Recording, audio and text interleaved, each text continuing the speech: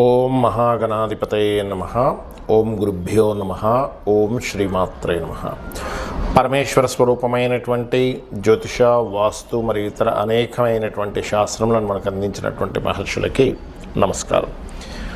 హయగ్రీవ హయగ్రీవ హయగ్రీవేతి యో వదేత్ తస్య నిస్సరతే వాణీ జనుకన్యా ప్రవాహవత్.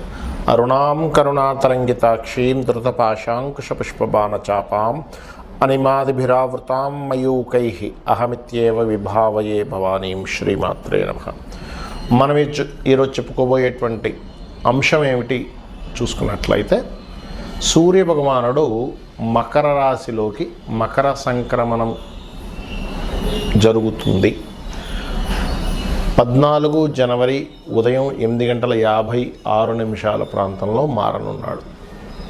అయితే ఈ యొక్క మకర సంక్రమణంలో సూర్యభగవానుడు వెళ్ళేటప్పుడు ముఖ్యంగా ఆరోగ్య ప్రదాత మరియు పేరు ప్రఖ్యాతలు తెచ్చేటువంటి గ్రహము ఎంటర్ అయ్యేటప్పుడు ఈ సంచారం మూలంగా 12 లగ్నాల వారికి, లగ్నం తెలియని వారి రాశి వారికి ఏ విధమైనటువంటి మంచి ఫలితాలు రానున్నాయి, ఏ విషయాల పట్ల కించిత్ జాగ్రత్త వహించాలి, మరియు ఏ పరిహారం చేసుకోవాలి. ముఖ్యంగా మనకి సంక్రాంతి ఆ రోజు సంక్రమణం జరుగుతుంది కాబట్టి అందరూ కూడా వారి వారి యొక్క పితృదేవతలకి, తాతలకు, తండ్రులకి ఇట్లా ఉంటారు గతించిన వారు, వారికి స్వయం పాకం ఇస్తూ ఉంటారు. అందులో ప్రత్యేకంగా మీకున్నటువంటి సమస్య బట్టి ఎటువంటి పరిహారం, ఎటువంటి దానము చేసినట్లయితే ఆ సమస్య శాశ్వతంగా తొలగిపోతుంది అనేటువంటి విషయాలు మనం ఇప్పుడు తెలుసుకుందాం. అయితే ఈ విషయాలు చెప్తుంది నేనైనప్పటికీ కూడా చెప్పిస్తున్న సాక్షాత్ లలిత అమ్మవారికి భావిస్తూ, ముందుగా మేషలగ్నం వారికి సూర్యుడి యొక్క సంచారం దశమ స్థానంలో సంచరిస్తున్నాడు. మనకి దీన్ని, ఈ యొక్క సంక్రమణాన్ని పీడ పోయే పండగ అని, పెద్దల పండగ అంటుంటారు. దీన్నే పెద్ద పండగగా మారిపోయింది, పెద్దల పండగగా.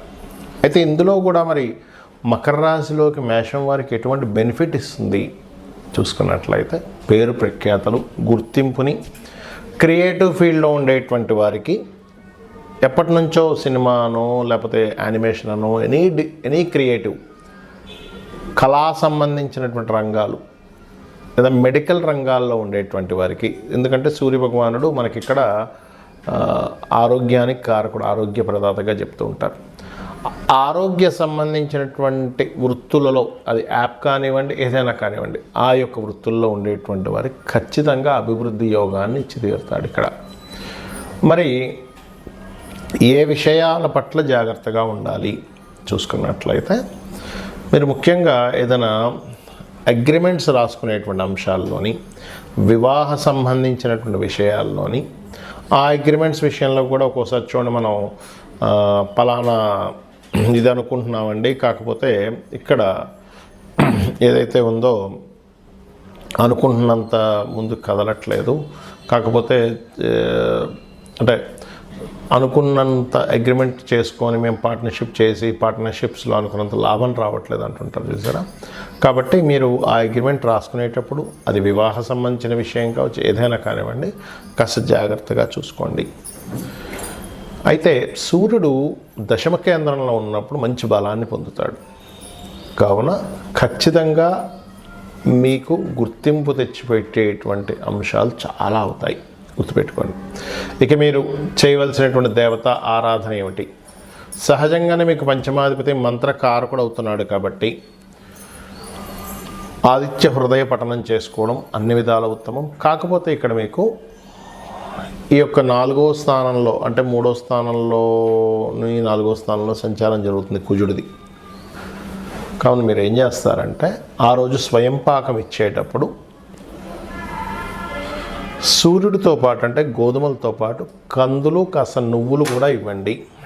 ఇచ్చినట్లయితే మీకు రావాల్సిన పేరు ప్రఖ్యాతలు, అదేవిధంగా ఉద్యోగపరమైనటువంటి అభివృద్ధి, ఉద్యోగంలో ఎప్పటి నుంచో ప్రమోషన్స్ ఆగిపోయినటువంటి ప్రమోషన్స్ కాస్త ముందుకి కదలడము, ఎప్పుడు కూడా దేవతల యొక్క అనుగ్రహం ఎంత ముఖ్యమో పితృదేవతల యొక్క అనుగ్రహం కూడా అంతే ముఖ్యం, గుర్తుపెట్టుకోండి. ఇవి చేయండి.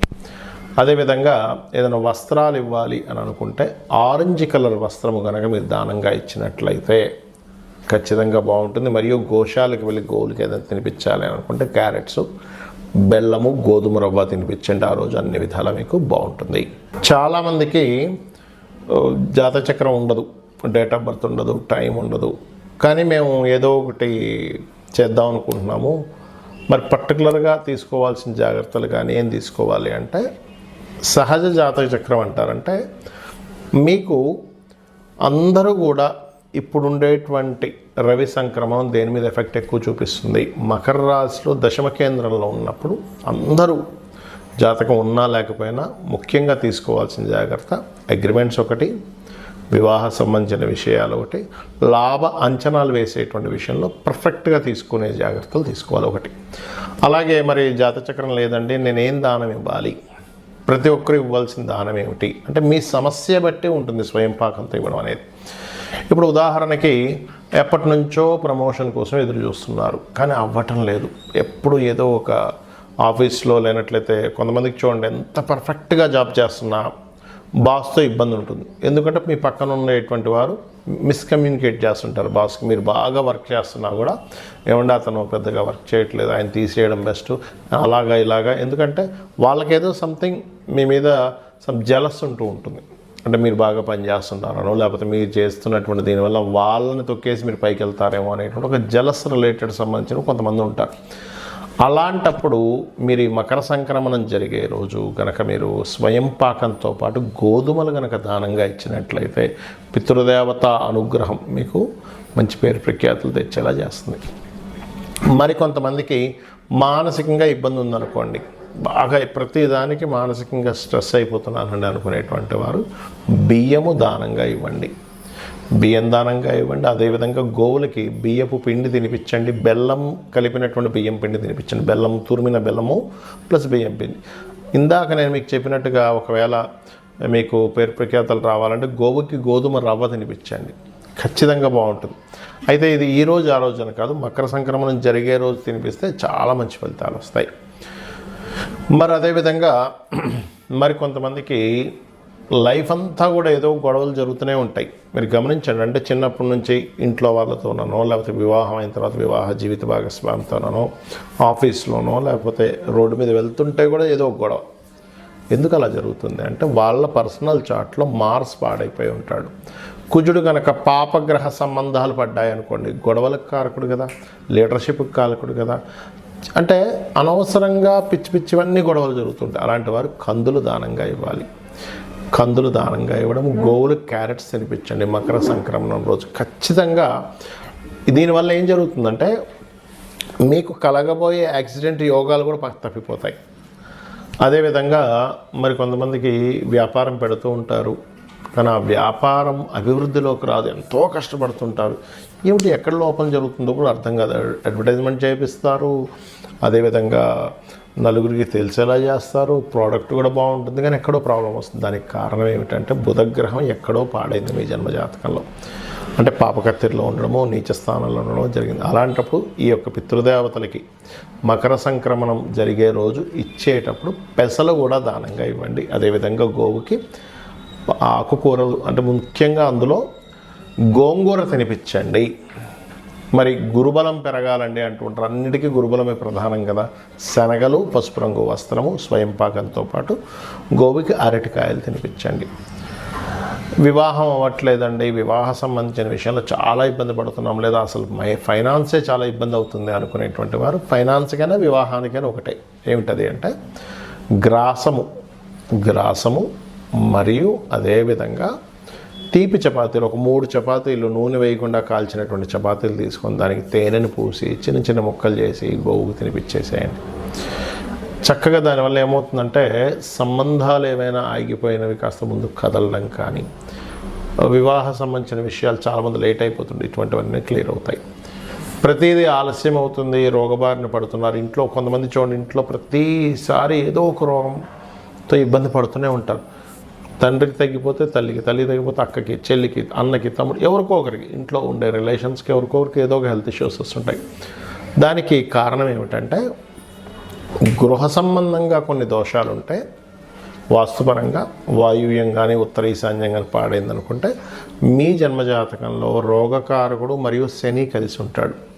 అలాంటప్పుడు దీర్ఘ వ్యాధులు అంటే ఒక రోజులో ఒక పట్టాన పోవు అవి, అలాంటివి ఇబ్బంది పెడుతుంటారు. అలాంటి వారు నువ్వులు లేదా మీకు దగ్గరలో ఆలయంలో ఉన్నట్లయితే శివాలయంలో అక్కడ నూనెని దానంగా ఇవ్వండి. మరి అనవసరమైన భయాలు ఉన్నాయండి అని అనుకునేటువంటి వారు మినుములు దానంగా ఇవ్వడము, గోవులకి 4 ఉండలుగా లడ్డూలుగా తయారు చేసి బెల్లంతో 4 ఉండలుగా తినిపించడము, ఆటంకాలు ఎక్కువగా జరుగుతున్నాయి అన్నప్పుడు ఉలవలు దానంగా ఇవ్వడము మరియు గ్రాసము గోవుకు తినిపించడం చేయండి. ఖచ్చితంగా గోవులో సకల దేవతలు ఉంటారు, అందులో ముఖ్యంగా అమ్మవారి స్వరూపంగా చెప్తూ ఉంటారు. కాబట్టి ఆ యొక్క అమ్మవారి యొక్క అనుగ్రహం మీకు పరిపూర్ణంగా కలగాలని ఈ మకర సంక్రమణం జరుగుతున్నందుకు అందరికీ కూడా సంక్రాంతి శుభాకాంక్షలు తెలియజేసుకుంటూ అమ్మవారి అనుగ్రహం పరిపూర్ణంగా కలగాలని మరోసారి కోరుకుంటూ శ్రీమాత్రే నమః.